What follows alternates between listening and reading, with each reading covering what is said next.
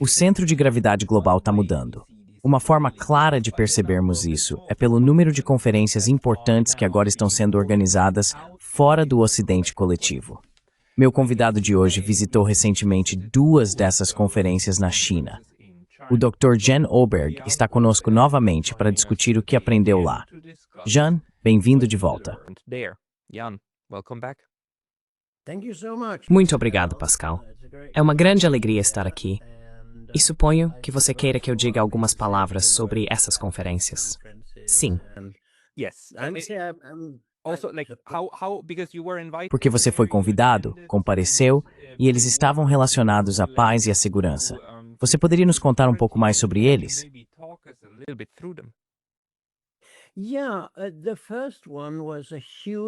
Sim, o primeiro foi um grande evento, com cerca de 500 participantes de 50 países, todos convidados pela China, a Prefeitura de Xangai, o partido e muitos outros participantes e palestrantes de alto nível. Foi a Conferência Mundial sobre Estudos da China. E veja, não se tratava apenas de segurança. Reuniu uma variedade de perspectivas sobre a cultura e a sociedade chinesas de pessoas do mundo todo, que estudam a China, visitam a China, como eu, e assim por diante. Mas fiquei bastante surpreso, porque quero enfatizar que não sou um especialista em China. Nunca fui, e nunca serei. Minha porta de entrada para a China, como você sabe, é o meu interesse na forma como o país concebe a paz por meio dos 5 princípios de coexistência pacífica, como eles abordam a defesa, como conduzem a política externa e como os chineses têm uma visão de um mundo melhor, por assim dizer, com a iniciativa do Cinturão e Rota e tudo mais.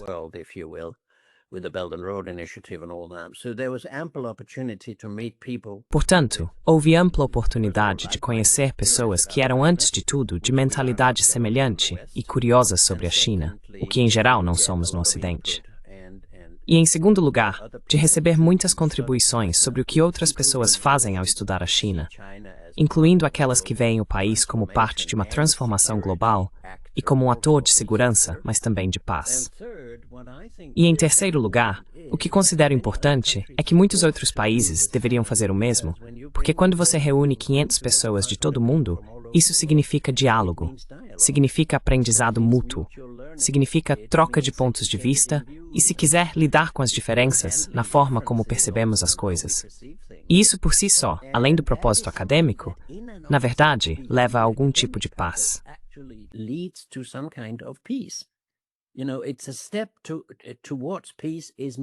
Sabe, um passo em direção à paz é o entendimento mútuo. Ouvir uns aos outros, participar de seminários, dizer eu discordo de você, estou surpreso que você tenha essas opiniões. Explique-me melhor. E veja, isso acontece tanto na conferência formal, quanto durante os jantares e cafés da manhã no hotel, coisas assim. Então quero dizer, eu gostaria que mais países fizessem o mesmo. Mas é claro, é preciso ter muito dinheiro para convidar 500 pessoas, certo? E a outra conferência foi a celebração do 10º aniversário do Instituto da China, na Universidade de Fudan, que é dirigido pelo professor Shen Weiwei.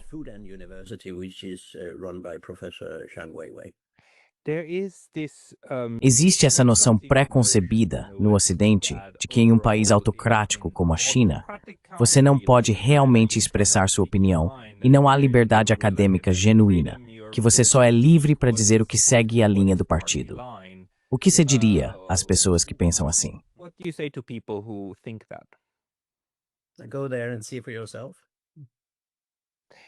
Vá lá e veja por si mesmo. É só isso que eu digo. Quero dizer, há tantos equívocos, todos originados da mídia.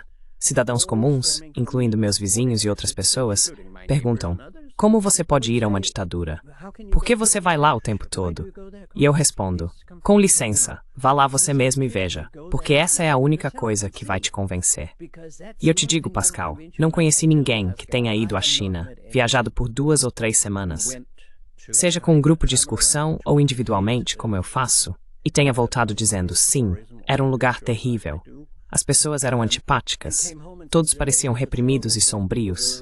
É claramente uma ditadura, como a Tchecoslováquia durante a Guerra Fria ou a União Soviética.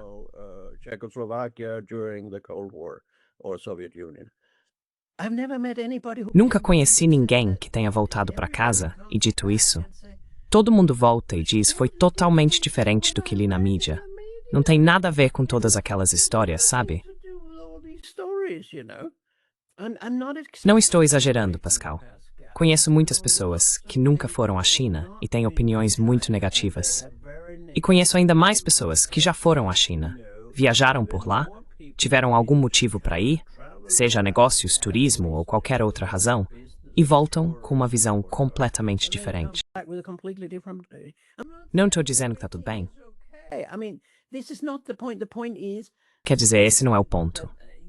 O ponto é, e é o que eu digo a todos com quem converso, você não precisa ser pró-China e não precisa ser anti-China.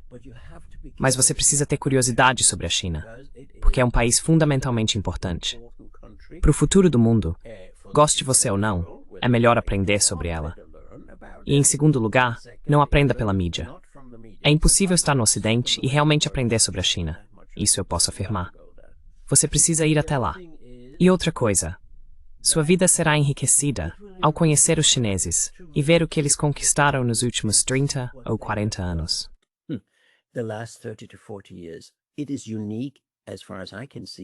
É algo único, pelo que posso ver na história humana. Agora, posso parecer excessivamente otimista, mas vi a China em 1983, quando viajei com uma delegação cultural dinamarquesa. Vi a pobreza, vi a sujeira nos hospitais, vi as estradas lamacentas. E hoje, 40 anos depois, vejo a infraestrutura incrível. 40 mil quilômetros de trens de alta velocidade. Vejo limpeza por toda parte. Não vejo um pedaço de papel jogado em uma estação ferroviária. Vejo pessoas felizes, vejo pessoas consumindo, vejo pessoas que têm o básico. Vejo um país onde não há mais pobreza. Você também foi para o interior. Como é? Você também foi para o interior. Sim, eu fui para o interior. Ainda se tem um interior moderno.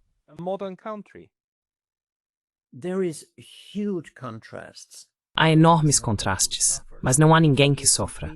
Existem pessoas que vivem vidas completamente diferentes daquelas em Xangai, Pequim, Hangzhou ou em qualquer outro lugar.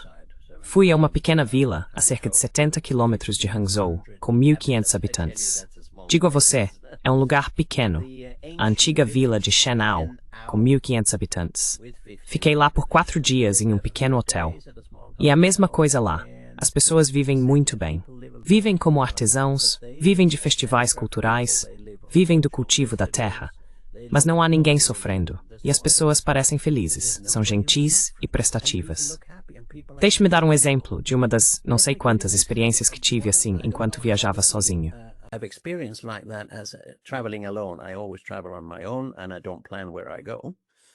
Eu sempre viajo sozinho e não planejo para onde vou. Na manhã seguinte à minha chegada, digo aos recepcionistas, gostaria de ir amanhã de manhã e ver o nascer do sol sobre o rio Fuchun. Aliás, essa é outra história, mas faz parte da história da arte da China, e também é o título de um filme moderno chamado Morada nas Montanhas Fuchun. Foi isso que me inspirou a ir até lá. Eu disse, gostaria de ver o nascer do sol. Como sou fotógrafo, era para ser um lugar onde se vê a névoa, uma atmosfera especial e tudo mais. Mas acabou não sendo assim. Perguntei, vocês podem conseguir um táxi para mim amanhã às 5 da manhã para eu ir até o rio? E os dois disseram, quase em estéreo, você não precisa de táxi.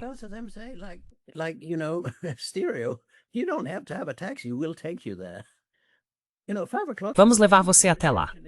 Sabe, 5 horas da manhã, a recepcionista diz, eu levo você até lá. É isso que você vivencia repetidas vezes na China. Não estou romantizando. Posso dar outros exemplos. Não há discussão. Eles são pessoas muito gentis e prestativas. Falam um pouco. Não nas vilas, mas algumas pessoas nas grandes cidades falam inglês. Têm nomes em inglês e fazem questão de ser prestativos, gentis e de aprender com você. Isso é o mais interessante. Eles querem aprender sobre nós. Querem se conectar conosco. Minha esposa, certa vez, estava sentada na estação ferroviária de Yongqiao, em Xangai. E uma senhora se aproximou e disse, posso me sentar aqui e praticar meu inglês com você? De onde você é? É uma abertura totalmente surpreendente. Algo que um chinês não encontraria na Suécia.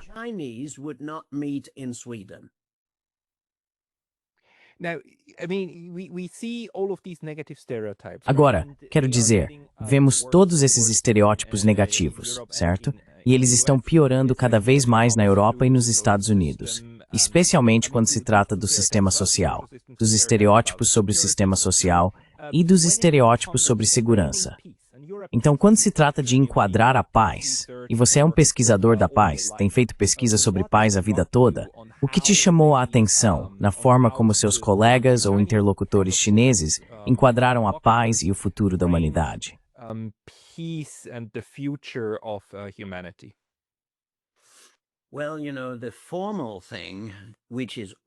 Bem, você sabe, a questão formal, que também é uma realidade, é que os 5 princípios de coexistência pacífica, ou o Panchil, desenvolvidos pela Índia e pela China, há 70 anos, estão na Constituição da China. Isso é algo do qual não se pode fugir.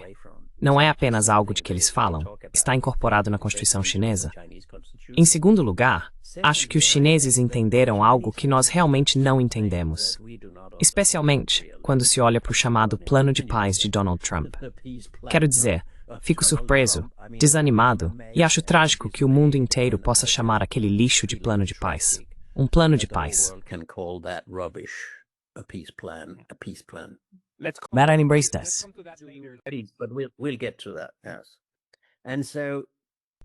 Mas chegaremos a isso, sim. Então os chineses, não sei de onde isso vem, mas é por isso que é interessante estudar. Eles incorporaram a paz nas ações sociais, na economia, na forma como a sociedade é estruturada. Eles não têm muito do que eu chamaria de sociedade de reparo ocidental. O que quero dizer é, primeiro temos uma política de defesa que diz que posso matar você a milhares de quilômetros de distância com dissuasão ofensiva, armas de longo alcance.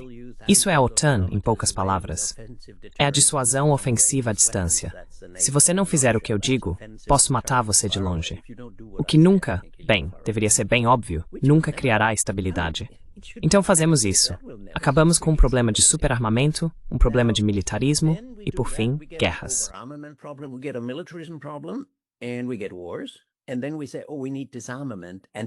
E então dizemos, precisamos de desarmamento e negociações de paz e tudo isso, certo?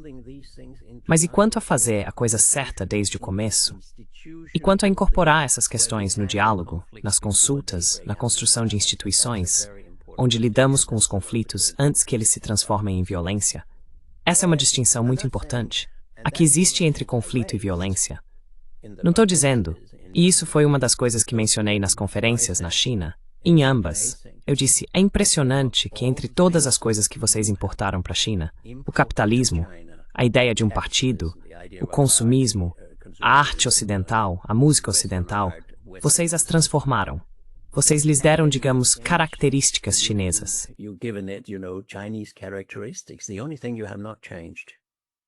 A única coisa que você não mudou é a importação do militarismo, armas de longo alcance e tudo mais.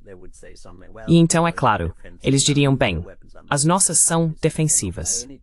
Agora, armas nucleares não são defensivas. Elas não podem, por nenhuma definição, ser chamadas de defensivas. E outras coisas também não são defensivas. Mas basicamente, e você e eu sabemos disso, e todo mundo sabe, é por isso que é tão ridículo chamá-las de ameaça. A China não conquista o mundo. Tem apenas uma base fora de seu próprio território, e assim por diante. Mas eles têm uma concepção diferente de paz, coexistência, escuta mútua e diálogo do que nós temos no Ocidente. E isso me interessa. O que eu não entendo são duas coisas.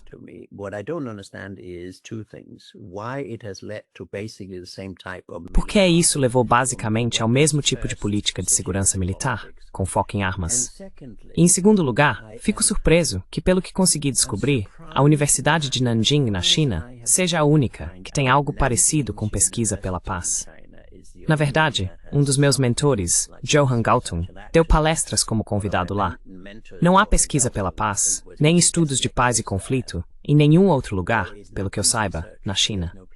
E isso é algo que me surpreende. Essa poderia ser uma forma de a China se destacar no futuro, que entre seus programas tenha, é claro, estudos de paz e conflito, reconciliação, estudos sobre perdão, não violência e assim por diante, ensinados em suas universidades.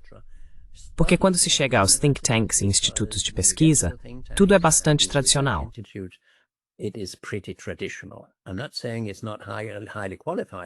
Não estou dizendo que não seja altamente qualificado.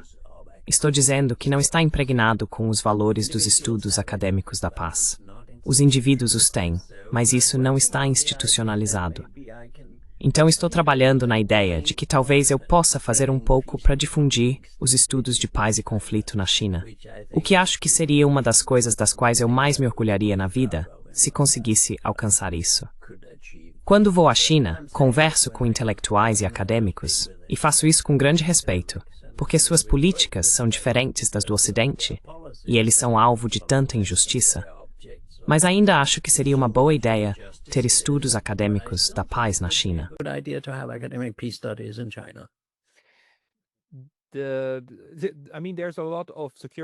Quer dizer, há muitos estudos de segurança no Ocidente e no Oriente.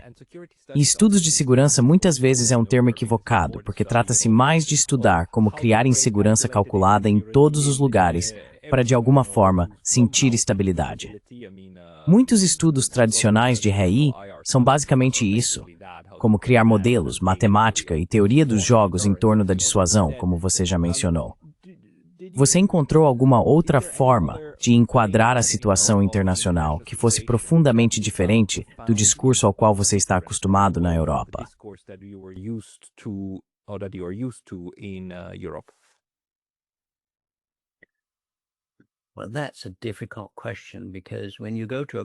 Bem, essa é uma pergunta difícil, porque quando você vai a uma conferência com 500 pessoas de 50 países, não é uma questão da China, é uma questão mundial, por assim dizer. Existem muitas abordagens. Mas digamos que ao longo dos anos, provavelmente desde 1945, cerca de 90% dos livros estudados por 90% dos estudantes de relações internacionais, ciência política, estudos doutrinários e estudos estratégicos foram livros americanos, escritos por estudiosos americanos. E você sabe que a China também é muito aberta a estudiosos ocidentais, que vão até lá e fazem palestras, incluindo, por exemplo, Henry Kissinger, pouco antes de morrer aos 100 anos. E eles reverenciam esses pensadores, como Joseph Nye também, etc. Sim, e essas influências são algo que nós, como estudiosos, deveríamos, eu não diria ser contra, porque muito trabalho de qualidade foi produzido nos Estados Unidos.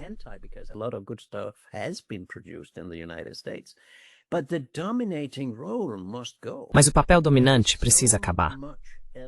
Há tanta produção em outras partes do mundo por outros estudiosos, seja na África, no Oriente Médio, na China ou em outros países asiáticos, que é totalmente ridículo que 90%, estou dizendo 90%, veja bem, isso não é comprovado empiricamente, mas eu diria pelo menos, venha de um único lugar.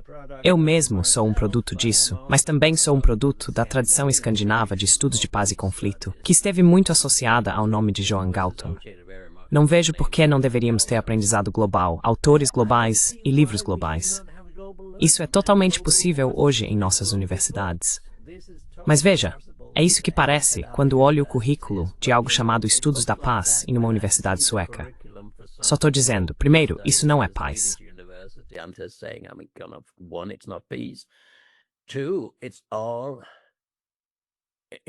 2. Tudo é específico da cultura ocidental. Não há ninguém na Universidade de Lund estudando teorias não ocidentais de relações internacionais, ou filosofia sobre a paz ou algo do tipo, sabe? E isso nos deixa totalmente despreparados para o mundo que está surgindo. A diferença é que os chineses sabem muito sobre o Ocidente. Eles importaram muitas coisas do Ocidente e lhes deram características chinesas. Mas eles também têm curiosidade. Por exemplo, se você estiver em um shopping ou em um restaurante, vai ouvir música ocidental ou inspirada no Ocidente, isso é muito claro. E se você for a qualquer grande museu em uma cidade importante, em algum momento, todo ano, ou a cada 2 anos, haverá uma exposição de arte ocidental.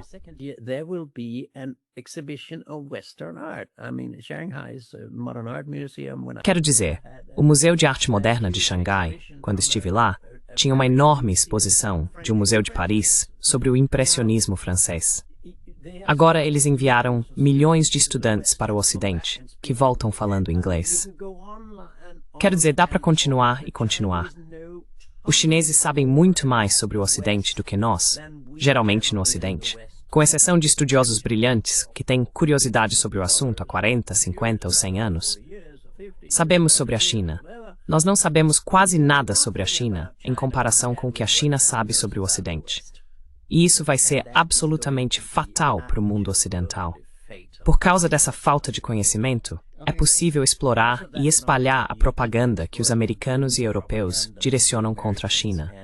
Isso só é possível porque a população não sabe nada sobre a China. Caso contrário, diriam, isso é propaganda.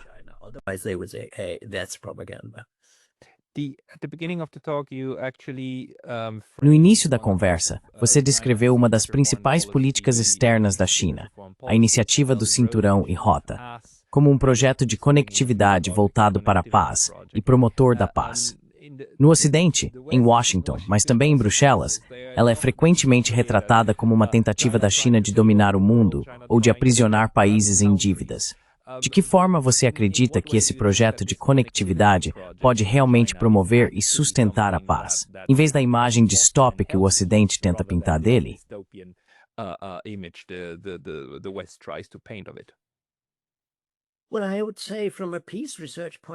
Bem, eu diria que, do ponto de vista da pesquisa pela paz, isso é coisa antiga, Pascal. Quando você reúne pessoas em algum tipo de relação e cooperação equitativa, não, sabe, exploração vertical, fragmentação e tudo aquilo que o imperialismo faz, porque isso também tem a ideia de cooperação, mas é norte-sul e sempre foi assim. Nós tiramos o máximo disso e eles tiram menos, certo? Mas se você faz isso de forma horizontal, com igualdade, equidade, ganha-ganha, de preferência 50-50, embora isso seja difícil entre um país enorme e um pequeno, então é diferente. E há detalhes em tudo isso sobre os quais eu não sei nada.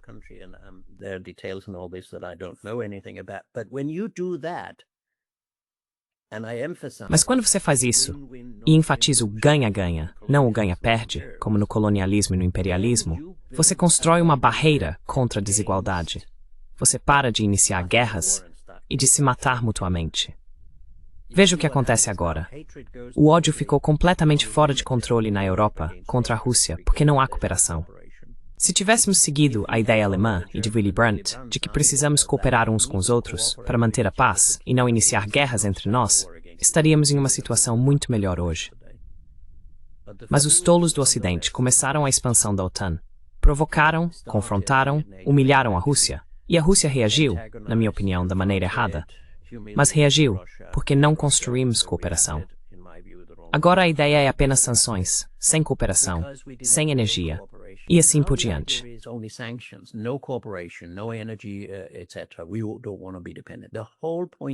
Nós não queremos ser dependentes. A questão central é que os chineses perceberam que se você reúne as pessoas, conecta as pessoas, e elas se tornam mutuamente dependentes, igualmente dependentes umas das outras. Você vende isto, eu compro isto, eu vendo aquilo, e você compra aquilo. E temos uma rede de transporte e fazemos isso, que é o que Xinjiang representa no momento. Na minha opinião, será a província mais interessante da China no futuro, entre a China e o Ocidente.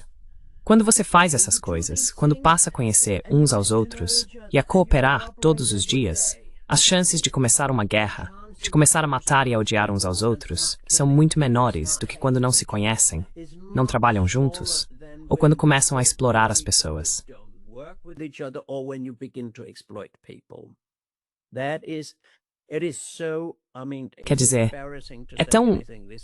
É constrangedor dizer algo tão banal no seu canal. Mas é isso mesmo. Nós não entendemos isso no Ocidente. Achamos que dominar é bom. Achamos que ter uma missão é bom. Fazer com que os outros sejam como nós. Essa é a pior coisa da cultura ocidental, a ideia missionária. Eles devem ser como nós. O quarto mundo deve ser como o terceiro como o segundo, e o segundo como o primeiro. E achamos que estamos vencendo, que temos valores universais. Não, não temos. E os chineses entenderam isso. Se você tenta dominar, se tenta exportar seu próprio sistema, só cria animosidade.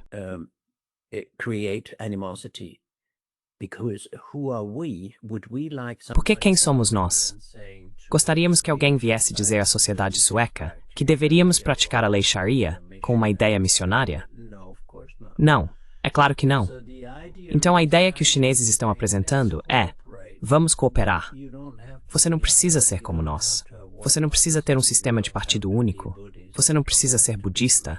Você não precisa ser confucionista. Você não precisa ser isto ou aquilo. Mas podemos fazer algo juntos. Em unidade e diversidade. Paz e diversidade. Não em uniformidade. Isso é tão fascinante para alguém que trabalhou a vida inteira com a paz e com o significado da paz. A paz é diferente de cultura para cultura.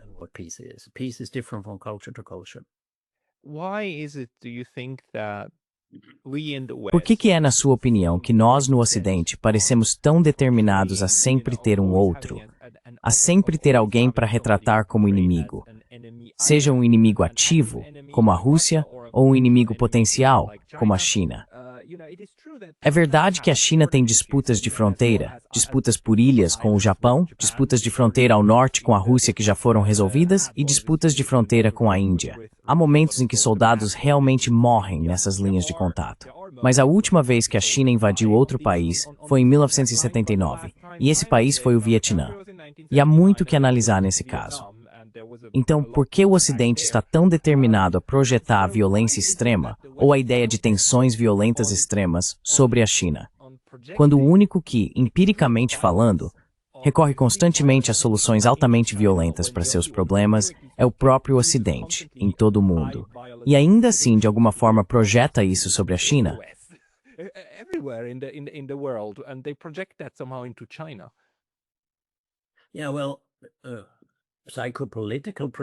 É bem, a projeção psicopolítica faz parte do declínio ocidental. Sabe, você culpa os outros por fazerem o que você mesmo faz 10 vezes pior. Isso é uma coisa. Acho que estamos chegando a algo, Pascal, que outros chamariam de cosmologia profunda, ou modos de pensar, ou culturas, algo com que lidamos cada vez mais na Fundação Transnacional. Porque estamos cansados e fartos dos comentários geopolíticos e militares tradicionais, superficiais e baseados em armas, que nunca chegam às questões mais profundas. Por que as coisas são como são? E quando você chega a esse ponto, começa a discutir como elas podem ser resolvidas. Todos esses comentários sobre o que Trump disse ontem, sabe, não vão nos levar a lugar nenhum. Pelo menos, a nenhum bom lugar. E somos maus acadêmicos se não tivermos ideias sobre como encontrar soluções.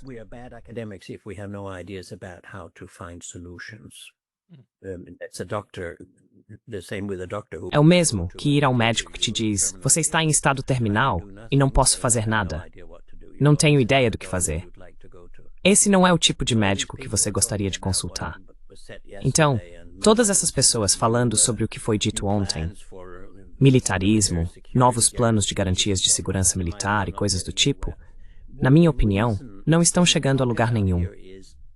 O que estamos discutindo aqui são formas de pensar menos conscientes, ou até subconscientes, que influenciam a mentalidade ocidental. Por exemplo, dividimos tudo em bom e mal, sem áreas cinzentas entre eles, masculino ou feminino. Dividimos as coisas no que estou chamando de dicotomias, e elas são importantes. Em vez de dizer que todos são amigos em potencial, dizemos que todos são inimigos em potencial.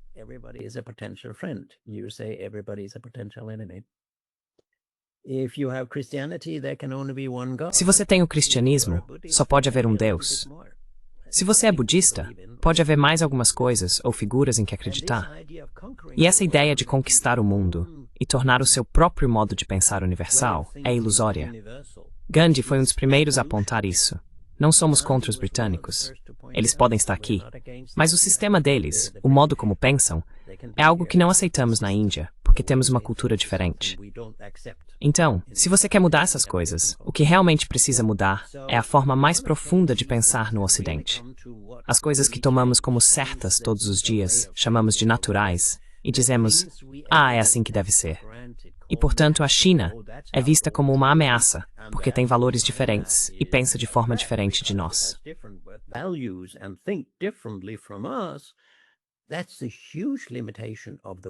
Essa é a grande limitação do Ocidente. Há pessoas na OTAN e em outros lugares dizendo que a China é uma ameaça porque tem valores diferentes dos nossos. Eu diria: uau, isso é maravilhoso. Eles são diferentes de nós. Vamos explorar o que isso significa. Mas como estamos em declínio no Ocidente, e todos os impérios declinam, quando um império está em decadência, Ficamos com medo quando alguém tem ideias melhores ou diferentes, ou faz as coisas de outra maneira, e passamos a considerá-los inimigos, certo? Essa é uma doença civilizacional, uma doença da civilização ocidental. Em vez de sermos curiosos sobre aqueles que são diferentes, nós os vemos como ameaças e inimigos, potenciais ou reais. O mesmo vale para os imigrantes, pessoas de outras culturas que vêm para cá. Elas basicamente são recebidas com uma atitude negativa.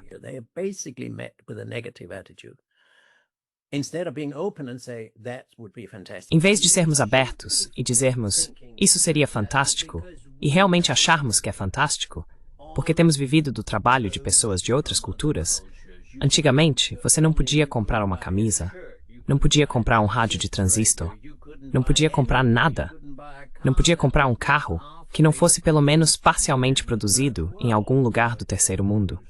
Agora tudo é produzido na China. Somos tão dependentes, no mundo ocidental, da existência de um mundo de pessoas, trabalhadores e outros que fazem as coisas que consumimos todos os dias. Tabaco, café, seja o que for.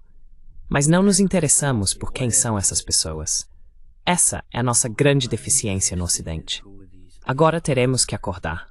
E se não o fizermos, o que acho que não estamos fazendo no momento, porque estamos tão voltados para o próprio umbigo, então continuaremos presos.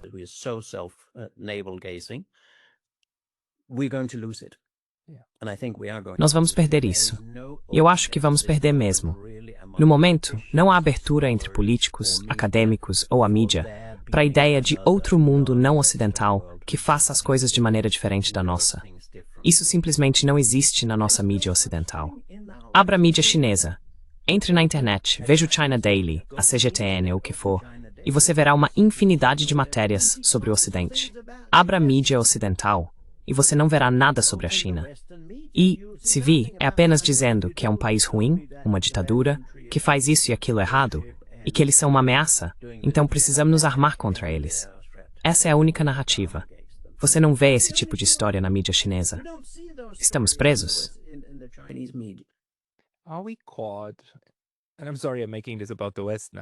E me desculpe por estar transformando isso em algo sobre o Ocidente agora, mas é como se estivéssemos presos em uma forma solipsista de existir, em que continuamos achando que tudo gira em torno de nós e percebemos todos os outros apenas como uma versão diferente de nós mesmos.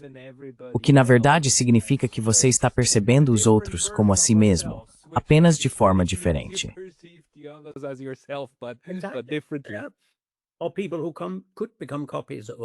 Ou pessoas que poderiam se tornar cópias de nós. Quero dizer, essa é uma ideia missionária.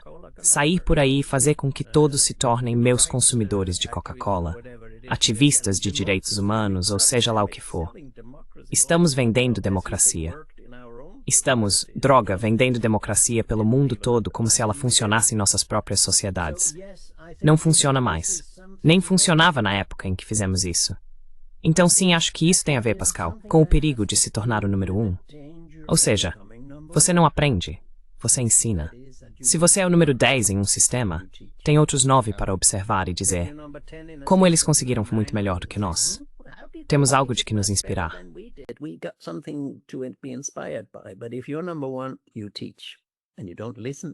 Mas se você é o número 1, você ensina e não ouve nem aprende coisas novas. E isso, é claro, também significa que se você transferir o pensamento ocidental para a China terá que evitar essa armadilha.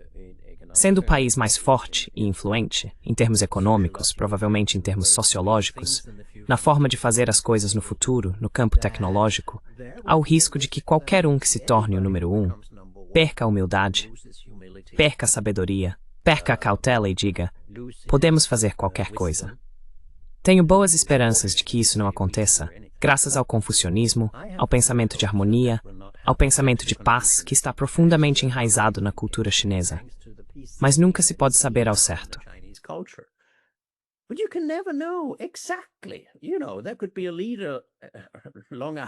Sabe, pode haver um líder muito tempo depois de Xi Jinping, ou alguém como ele, que teria uma atitude diferente de sua sabedoria e moderação. Então, precisamos ajudar uns aos outros a pensar em como evitar que alguém caia na armadilha da arrogância, de achar que somos o centro do mundo. Agora, o curioso para o Ocidente é que nós somos o que chamamos de mundo ocidental. Pascal, você vem da Suíça. Eu venho da Dinamarca e moro na Suécia. O que chamamos de mundo ocidental representa 12% da humanidade. Meu cálculo simples é o seguinte: se esses 12% não se interessarem mais pelos 88%, por como eles vivem, do que por si mesmos, esses 12% perderão. Eles perderão. Porque não se pode, sendo uma pequena minoria de 12% na comunidade mundial da humanidade, se dar ao luxo de não se interessar pelos 88%. Not be interested in the 88%, both if you want to dominate and if you want to cooperate. Tanto se você quiser dominar, quanto se quiser cooperar em um mundo multipolar e multinodal no futuro. O novo mundo é multipolar, não polar ou o que quer que seja, mas não é unipolar. Portanto, o fim da dominação dos Estados Unidos e do Ocidente sobre o mundo é muito claro. Os únicos que não veem isso neste momento são os próprios ocidentais. Porque essa é a visão que temos do mundo. E isso é perigoso. Este é um momento perigoso para a humanidade, porque há um império em declínio. E não temos um Gorbachev. Não temos um homem de visão, de integridade moral e de humanidade como Gorbachev foi, quando percebeu que a União Soviética, o último império ocidental, estava ruindo. Agora o império ocidental está em declínio, e não temos ninguém que chegue aos seus pés, em termos de moral, visão ou humanidade. In terms of morals, vision, or humanity.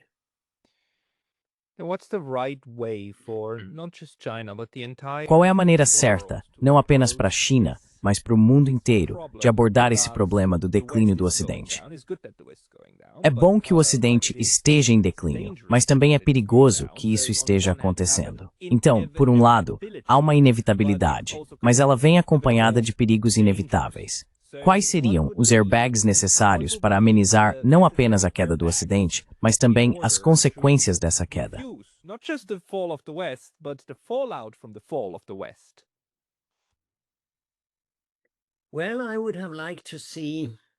Bem, eu gostaria de ter visto, e essa era a minha esperança lá nos anos 70 e 80, que a União Europeia fosse um Ocidente diferente, certo?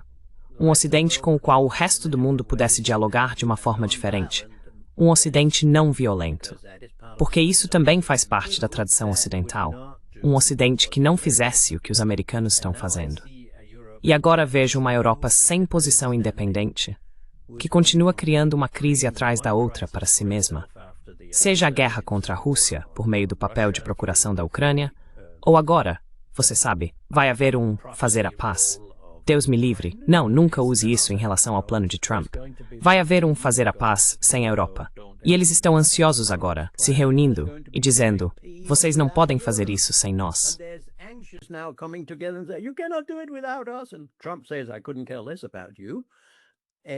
E Trump diz, eu não poderia me importar menos com vocês. E o mesmo vale para Putin, é claro. Eles concordam. A União Europeia não criou nada de novo. Nada que só pudesse ser feito sendo uma união em vez de países individuais. Essa teria sido uma resposta anos atrás. Talvez a União Europeia pudesse ser um novo Ocidente que entrasse no mundo global de uma forma diferente.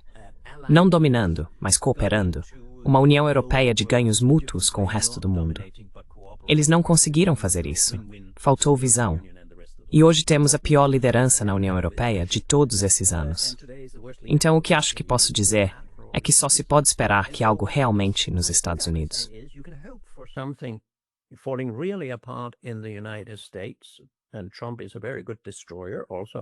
E Trump também é um grande destruidor dos Estados Unidos e de tudo de bom que o país representava.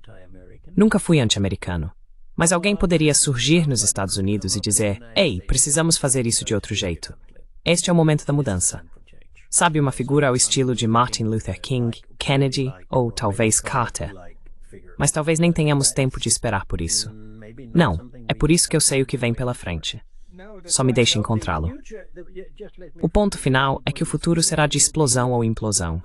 Explosão significa que os Estados Unidos cairão por meio da guerra. Sabe, eu costumava dizer, o que Hitler teria feito se tivesse armas nucleares táticas disponíveis em seu bunker em Berlim?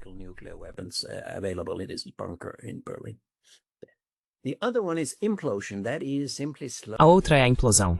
Isso significa que lentamente, passo a passo, setor por setor, os Estados Unidos como império vão se desintegrar. Crise econômica, crise social, crise cultural, tudo acontece de repente e o todo desaba, implode. E é isso que eu esperaria como a forma menos violenta de o império chegar ao fim. Mas ele precisa acabar, e vai acabar. Deveríamos ter uma discussão no Ocidente. Como podemos deixar de ser um império e nos juntar ao resto do mundo de uma nova maneira? Não temos essa discussão, porque estamos obcecados. Nossa mídia, nossos políticos, nossos acadêmicos estão determinados a continuar dominando o mundo, porque todos os outros seriam supostamente piores do que nós. Que tal participar por convite? How about joining by invitation? It's like, one thing that struck me with the... É como sabe, uma coisa que me chamou a atenção no plano de paz de 28 pontos foi que um dos pontos ali era a oferta, tipo, vamos reintegrar a Rússia ao G8. E eu e muita gente pensamos, mas eles nunca pediram isso. É como, por que a Rússia iria querer isso? Acho que eles têm opções melhores do que fazer isso. Exatamente. Mas e o contrário? O que você acha que aconteceria se na próxima reunião do BRICS, o BRICS simplesmente convidasse os Estados Unidos? Venham conversar conosco. Porque, ok, talvez isso seja meio improvável. Eu não sei o que. Pascal, você poderia repetir essa pergunta? Recebi a mensagem de que a internet está falhando um pouco. Você travou. A pergunta foi, e se o BRICS começasse a convidar os Estados Unidos? Por exemplo, como observador, por favor, junte-se a nós como observador. Venha discutir conosco. Você acha que isso poderia ser um caminho a seguir?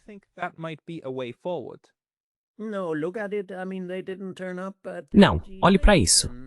Quero dizer, eles não apareceram no G20 na África do Sul na semana passada com algum tipo de história falsa sobre todos os brancos serem alvo de genocídio ou algo assim. Acho que a atual liderança americana, ou falta de liderança, ou má liderança, tem essa ideia de auto-isolamento. E é por isso que querem agarrar recursos no Canadá, na Groenlândia, no Panamá e até fora, em Gaza, etc. Porque eles sabem, eu chamo isso de Estados Unidos da autarquia. Eles estão se retirando do MUS, por assim dizer. Eles vão bastante suportar o Wolfgamanda.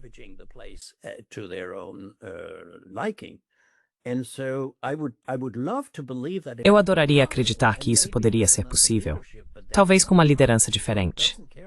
Mas esse não é o Trump. Trump não se importa com cooperação. Ele nem sequer se importa em cooperar com os membros da OTAN ou com a União Europeia. Então, convidar os Estados Unidos para participar do BRICS, eu faria isso. Mas isso só mostraria que eles não querem cooperar com o mundo. Eles querem dominá-lo. E enquanto essa doença estiver tão enraizada na alma, esquece-me seriamente. Do nós teríamos um problema.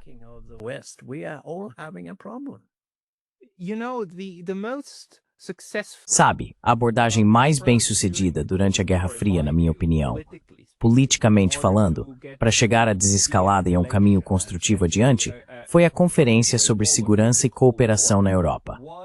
Foi um esforço que durou 5 anos, e na verdade foi uma ideia dos soviéticos. Eles sabiam que se apresentassem a ideia por conta própria, porque já haviam tentado antes, o Ocidente simplesmente diria, não, não, não, não, jogada boba, nunca diremos sim. Então o que eles fizeram foi contar aos finlandeses.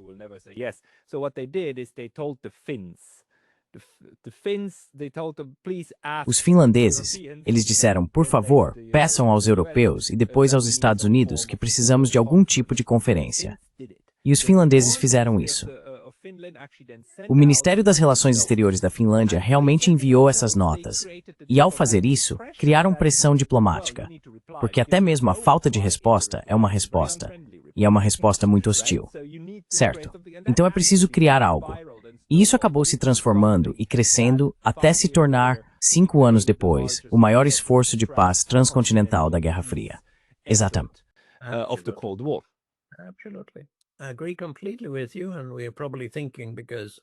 Concordo completamente com você.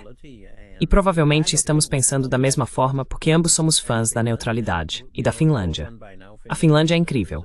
Bem, costumava ser. Agora a Finlândia é uma defensora ferrenha da OTAN, que você sabe costumava ser algo diferente. Por vários motivos, ela provavelmente deveria ser abolida.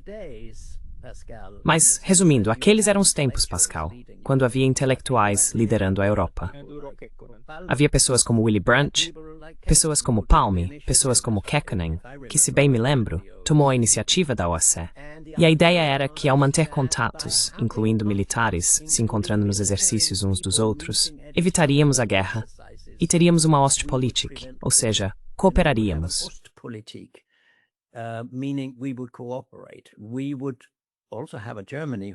Também tínhamos uma Alemanha que não falava sobre militarismo, mas sobre o que havia feito e se arrependido disso. E tínhamos a ideia de Olof Palme, a Comissão de Segurança Comum. Agora temos segurança em detrimento dos outros. Pensamos de forma tola, porque não há mais intelectualismo nas políticas da Europa. Acreditamos que quanto mais pudermos ferir, quanto mais pudermos humilhar, quanto mais parecermos fortes militarmente, mais teremos paz. Claro que não teremos. Mas essa compreensão era diferente naquela época, porque, primeiro, havia intelectualismo.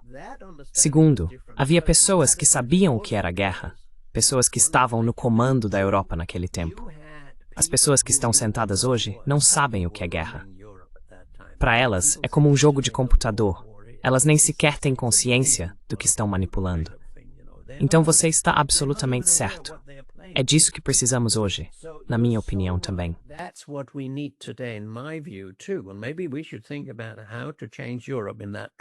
E talvez devêssemos pensar em como mudar a Europa nessa direção, porque acho que é praticamente impossível influenciar os Estados Unidos. É um tipo de, você sabe, humor autista. Mas a Europa, onde ambos temos nossas raízes, provavelmente ainda poderia fazer algo diferente. No entanto, não estou otimista quando vejo a forma como trataram a Rússia. Eles expandiram a OTAN, e a maneira como lidaram com o Nord Stream e todo o resto só me dá uma má impressão sobre a capacidade deles de sequer pensar em termos de paz. Se você perguntasse à senhora von der Leyen o que é paz para você, ela não seria capaz de dizer nada interessante. Você não conseguiria ter uma conversa de 5 minutos com ela sobre paz. Seria apenas blá blá blá. Defesa forte, militarismo, mostrar a outra parte onde estamos. E é tudo menos isso. É por embate estamos a forwards hem business dies.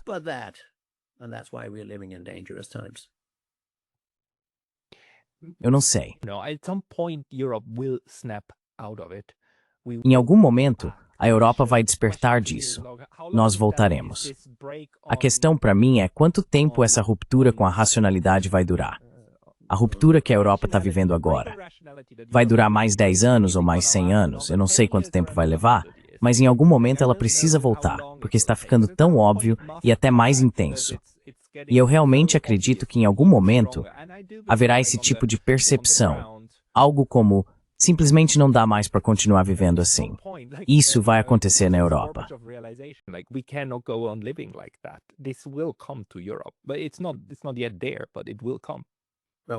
Mas ainda não chegou lá. Mas vai chegar. Estamos definitivamente nos movendo para as margens, para os limites do que pode ser feito, sem um grande impacto. Pode-se dizer, vamos ser criativos e positivos. Pode-se dizer que se Trump e Putin, e Trump em particular, porque ele está 28 pontos à frente, segundo todas as fontes, seus números, não os de Putin, e certamente não os do povo da Ucrânia, não estou mais falando de Zelensky. A única coisa que me interessa é o futuro do povo ucraniano, que sofreu mais do que qualquer outro. Se eles levarem adiante essa paz bizarra, amadora, quase improvisada, isso provavelmente será um alerta para a Europa. Pode até levar ao fim da OTAN, porque se a potência mais forte da OTAN fizer isso passando por cima da Europa e de seus aliados, esses aliados talvez finalmente percebam que não podem apostar na cooperação ou na proximidade com os Estados Unidos. Pelo menos sob Trump.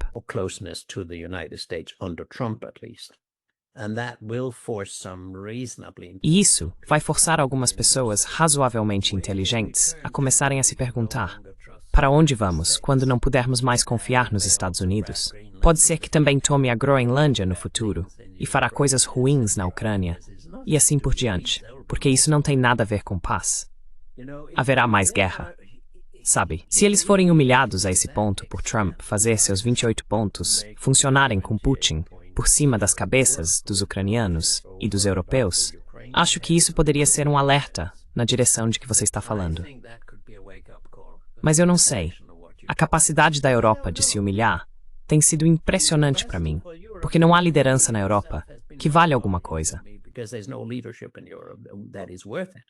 But why not try peace through Mas por que não dar a paz por meio da humilhação? Quero dizer, talvez. As outras abordagens que a Europa tentou até agora geralmente não terminaram muito bem. Praticamente a cada década, na verdade. Mas, Jan, muito obrigado por essas reflexões. Fico sempre feliz em ouvir seu pensamento e seu processo de conceitualização da paz, que considero muito importante. Quem quiser ler mais sobre o que você escreve, deve acessar o site thetransnational.live. Transnational.live Transnational.live and our Substack. Transnational.live e nosso Substack e o seu Substack. Temos centenas de vídeos também, talvez não tão bons quanto este, mas ainda assim, todos esses vídeos que fizemos. Estamos trabalhando muito com a mídia fora do Ocidente. Ninguém no Ocidente se interessa pelo que estamos dizendo. Paz por meios pacíficos é totalmente desinteressante para a mídia ocidental. Mas trabalhamos com veículos de comunicação de todo o mundo e fazemos muitos vídeos para pessoas que não querem ler longos artigos acadêmicos que ainda produzimos. Deixe-me agradecer a você também, Pascal, porque você é uma das pouquíssimas pessoas genuinamente interessadas na paz.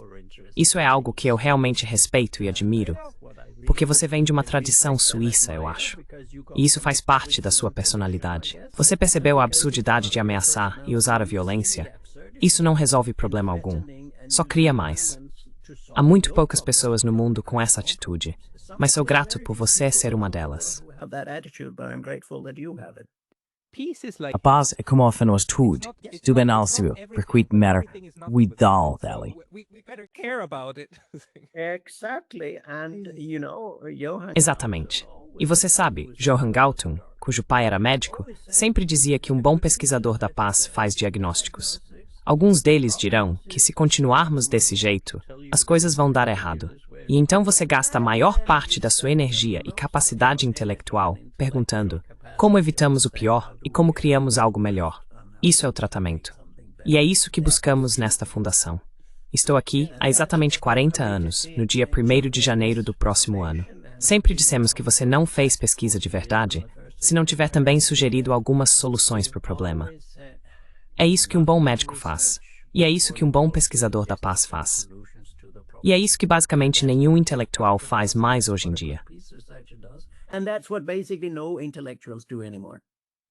I'm looking for a therapy. Estou procurando uma terapia para esse câncer da guerra, e eu preferiria que não fosse radioterapia. Isso quer dizer, nos faz voltar. Sabe, descanse em paz não é a paz que queremos. Queremos uma paz ativa, em que as pessoas possam realmente desfrutá-la. Peace where people can enjoy it.